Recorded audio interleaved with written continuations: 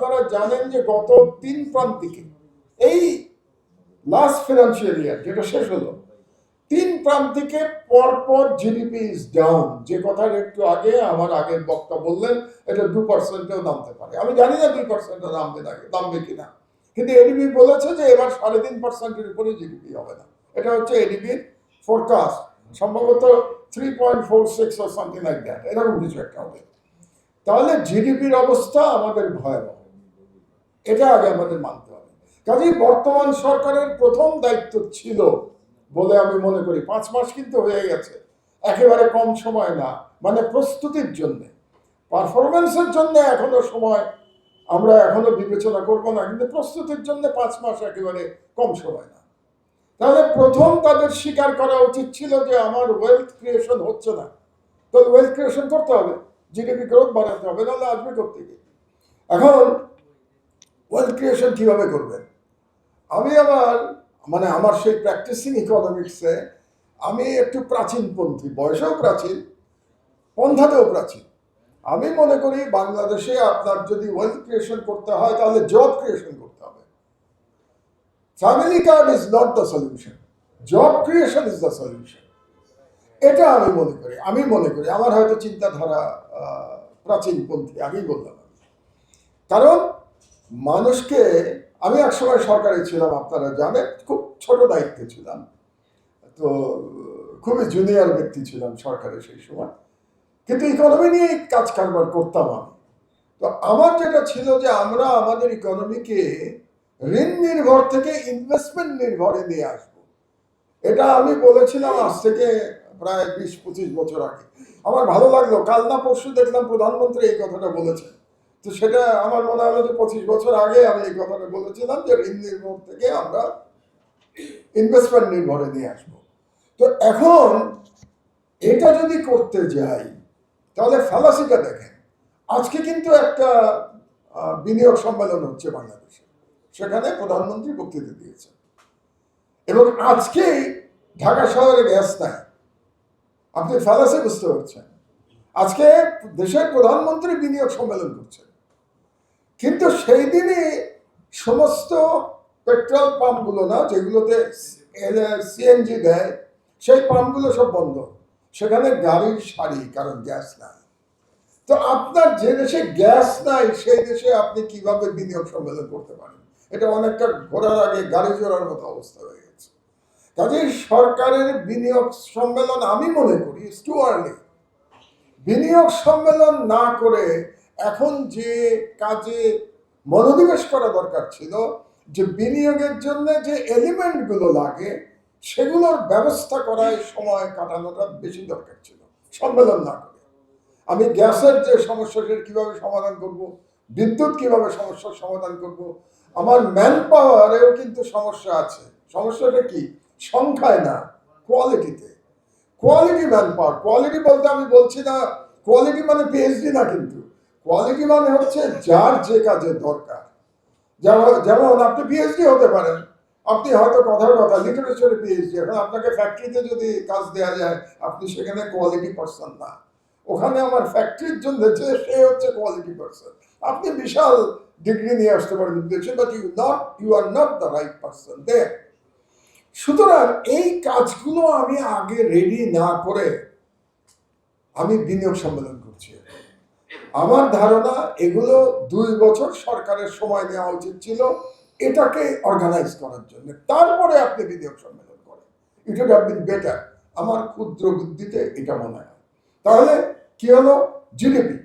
এখন ওই যে আরেকটা বলি প্রাচীনপন্থী, তাহলে বাংলাদেশে যদি জব ক্রিয়েশন করতে হয় তাহলে 2টো সেক্টরকে, আমার 3টা সেক্টরের মধ্যে 2টো সেক্টরকে আমাকে প্রায়োরিটি দিতে হবে। একটা সেক্টর হচ্ছে ম্যানুফ্যাকচারিং। ম্যানুফ্যাকচারিংয়ে যদি আমি না যাই তাহলে এত মানুষকে আমি চাকরি কোথা থেকে দেব? সুতরাং কিন্তু দুর্ভাগ্যের বিষয় হলো শেখ হাসিনা এটার জন্য অনেক কিছুর জন্য দায়ী। এই যে এখন যে ম্যানুফ্যাকচারিং নিয়ে আমরা আর কোনো কথা শুনি না, এটার জন্য শেখ হাসিনা দায়ী। কারণ শেখ হাসিনার যে জিডিপির যে গল্প ছিল, সেই গল্প ছিল মেগা প্রজেক্ট নির্ভর গল্প। এই 15 বছর ধরে আপনারা উন্নয়নের যে গল্প শুনেছেন সব গল্প মেগা প্রজেক্ট। কারণ কি? মেগা প্রজেক্ট থেকে চুরি করা যায়, মেগা প্রজেক্ট থেকে দুর্নীতি করা সহজ। এই জন্য এই 15 বছর ধরে আপনারা কখনো ম্যানুফ্যাকচারিং এর গল্প কারো মুখ থেকে শোনেন নাই। আর আমি যখন ক্ষুদ্র দায়িত্ব পালন করতাম বিনিয়োগ বোর্ডের এই চেয়ারম্যান হিসেবে, নির্বাহী চেয়ারম্যান তো প্রধানমন্ত্রী নিজে, নির্বাহী চেয়ারম্যান হিসেবে আমাদের কথা ছিল যে ম্যানুফ্যাকচারিং সেক্টরে আমার ডাবল ডিজিট গ্রোথ লাগবে। এবং ওই সময় আমার মনে আছে পরপর 2 বছর আমরা ডাবল ডিজিট গ্রোথ করেছিলাম। হাইয়েস্ট 13% গ্রোথ হয়েছিল। I think it was in fiscal 2004, because that was the target. আমরা টার্গেট করেছিলাম ম্যানুফ্যাকচারিং এ ডাবল ডিজিট গ্রোথ। ম্যানুফ্যাকচারিং এ ডাবল ডিজিট গ্রোথ করলে আপনি জব ক্রিয়েশন করতে পারবেন, মুখের কথায় তো জব ক্রিয়েশন হবে না। এটা গেল একটা। দ্বিতীয় হলো কৃষি।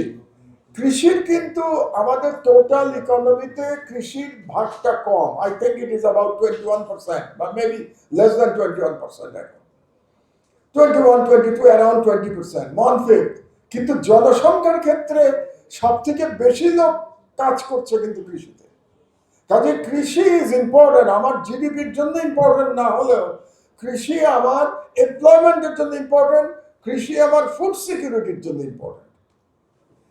এবং এরপরে আসবে সার্ভিস সেক্টর। তো আমি এখনো মনে করি আমাদের 1 এবং 2 ম্যানুফ্যাকচারিং এবং কৃষি হওয়া উচিত আমাদের দৃষ্টিটা।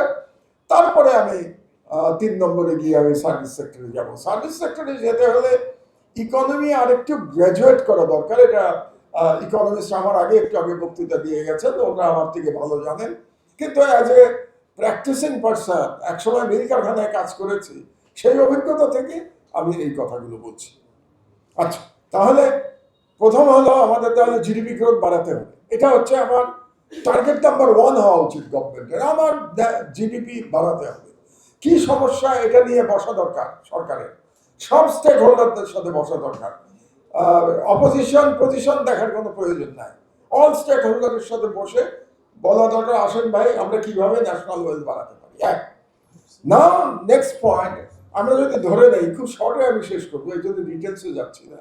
আমরা যদি ধরে নেই যে আমাদের জিডিপির প্রবলেম সলভ হয়ে গেল, আগামী 2-3 বছরের মধ্যে আমরা জিডিপিতে 5-6%, অন্তত 6% চলে গেলাম মিনিমাম, তাহলে এরপরে আসবে ডিস্ট্রিবিউশনের কথা, যে ওয়েলথ ডিস্ট্রিবিউশনটা কি করে হবে। আমাদের দেশে অধিকাংশ সম্পদ তো অল্প সংখ্যক মানুষের হাতে চলে গেছে। তো আপনারা এটাকে ডিস্ট্রিবিউশন করতে হবে। তো জিনি ইন্ডেক্সে আমাদের জায়গাটা কত আপনারা জানেন। জিনি কোএফিসিয়েন্ট যেটা আছে, যেটা 0 to 1, যেখান থেকে বুঝতে পারি যে আমাদের দেশের ডিস্ট্রিবিউশনের অবস্থা কি, খুবই খারাপ। আমাদের 0.5 এর কাছাকাছি, 0.5 মাঝামাঝি, মনে হয় যেন মাঝামাঝি, কিন্তু 0.5 ইজ ভেরি পুয়ার। আসলে 0.5 পিওর। এবং অ্যাকচুয়ালি হিসাব করলে এখানেও হয়তো হিসাবে প্রবলেম থাকতে পারে। অ্যাকচুয়াল হিসাব করলে হয়তো 0.5 এর থেকে খারাপ দেখতে পাবো। মানে হচ্ছে 0-1 এর মধ্যে আপনি যত 1 এর দিকে যাবেন তত খারাপ, যত 0-র দিকে আসবেন তত ভালো। তার মানে আপনি পারফেক্ট। 0 মানে হচ্ছে পারফেক্ট ডিস্ট্রিবিউশন, সব মানুষের কাছে সমান ডিস্ট্রিবিউশন হচ্ছে। সুতরাং আমাদের ডিস্ট্রিবিউশনটার দিকে নজর দিতে হবে। এই কথাটা আমি এখন ইকোনমিস্টদের মুখে শুনি না, দুর্ভাগ্যজনকভাবে। এটা যেন ভুলে গেছে সবাই। জিডিপি গ্রোথ এই গল্পের মধ্যে আছে, ডিস্ট্রিবিউশন নিয়ে আলোচনা নাই। তো এই আলোচনাটা খুব গুরুত্বপূর্ণ। যদি ডিস্ট্রিবিউশন হতো তাহলে আমার কার্ডের দরকার নাই, জনগণের কাছে ওয়েলথ এমনি চলে যেত। ওয়েলথ তো জনগণেরই ওয়েলথ, কাজে এটা ভাগ হওয়া দরকার। আচ্ছা, নেক্সট পয়েন্ট হলো যে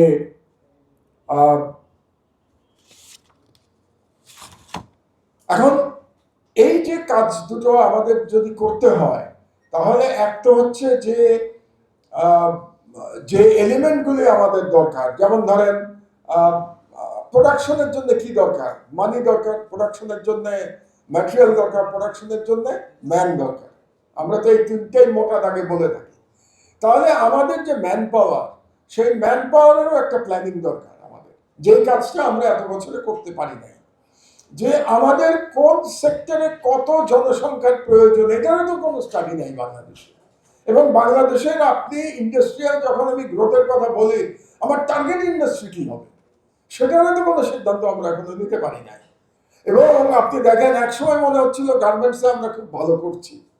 আমি একসময় মনে হচ্ছিল, কথাটা কেন বলছি আমি একটু পরেই বলবো, কারণ গার্মেন্টসে আমরা নাম্বার 2 তে চলে গেছিলাম, চায়না নাম্বার 1, আমরা নাম্বার 2। কিন্তু এখন কিভাবে আমাদের পতন হচ্ছে এটা যারা গার্মেন্টসের সাথে জড়িত আছেন তারা জানবেন। অলরেডি ভিয়েতনাম আপনাদেরকে ক্রস করে চলে গেছে। যে ভিয়েতনাম এই 70 দশক পর্যন্ত তারা যুদ্ধ বিগ্রহ করেছে, সেই ভিয়েতনামের পার ক্যাপিটা ইনকাম এখন মোর দ্যান $5,000। আমরা যে এত গল্প শুনলাম হাসিনার সময় আমরা উন্নত বিশ্ব হয়ে গেছে, হ্যান হয়ে গেছি, আপনার পার ক্যাপিটা ইনকাম কত? আমি যদি স্ট্যাটিস্টিক্স মেনেও নেই যে সরকারি স্ট্যাটিস্টিক্স ঠিক আছে, দ্যাট ইজ বিলো $3,000, $2,850 মতো আপনাদের পার ক্যাপিটা ইনকাম, যেখানে ভিয়েতনামের 5,000+। ভিয়েতনামের জিডিপি গ্রোথ কত জানেন এই বছর, এই মুহূর্তে, এই লাস্ট কোয়ার্টারে? 8.2%। 8.2% ভিয়েতনামের জিডিপি গ্রোথ, যেখানে ভিয়েতনামের বেস অলরেডি আপনার থেকে বেশি, সেখানে 8.2%। আর আমার এই ন্যারো বেসের উপরে আমার গ্রোথ হলো 3.5%। তাহলে আমি ভিয়েতনামের কাছে পরাজিত হয়ে গেছি। আমার আর কি সিঙ্গাপুর বানাবেন না আরো কি কি বানাবেন দেশকে, এই গল্পের তো কোনো প্রয়োজন নেই। আরেকটা একটু বলে রাখি, এই সিঙ্গাপুরের সাথে তুলনাটা মানে এর চেয়ে বড় মূর্খের মতো কথা আর কিছু হতে পারে না। কেন জানেন?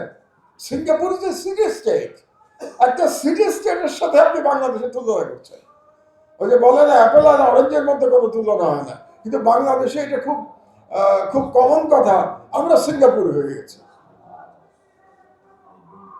এবং এই যে সিঙ্গাপুর হয়ে গেছে এই গল্প কিন্তু আরো একবার আমরা শুনেছিলাম যখন ট্রানজিটের গল্প হচ্ছিল বাংলাদেশে। মনে আছে 1/11-এর সময় যখন ট্রানজিটে দেওয়ার পক্ষে এক ধরনের ভারতকে ট্রানজিট দেওয়ার পক্ষে এক ধরনের ক্যাম্পেইন চলছিল, বাংলাদেশের বাগাবাগ ইকোনমিস্টরা তখন বলেছিলেন, বাগাবাগ ইকোনমিস্ট, নামকরা ইকোনমিস্ট, যে বাংলাদেশে ট্রানজিট দিলে একটা সিঙ্গাপুর হয়ে যাবে।